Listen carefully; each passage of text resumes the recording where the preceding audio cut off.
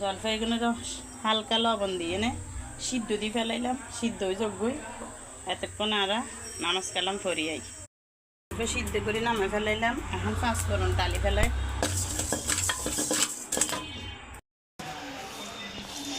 5 ফোড়ন এখন বাড়ি ফেলাই। আসলে রাতে তো তাহলে আর মোবাইলে ফ্ল্যাশ লাইট অন করতে মনে নাই, তাহলে এখন অন্ধকার হইতে কি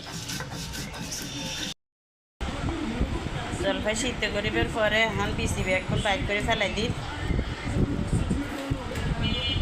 তারপরে এখান থেকে আচার হইল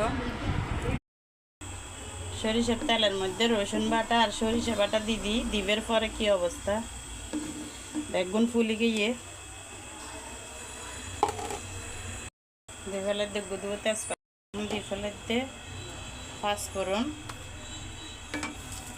পাঁচফোড়নের গুঁড়ি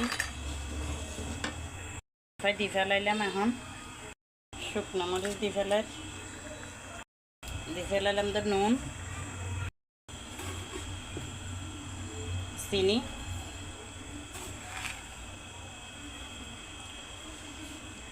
বেশি চিনি দিতাম না, আর জাল জাল খাইয়ে মেগুন টক মিষ্টি জাল। এখন দিয়ে ফেলাই দিয়ে ভিনেগার,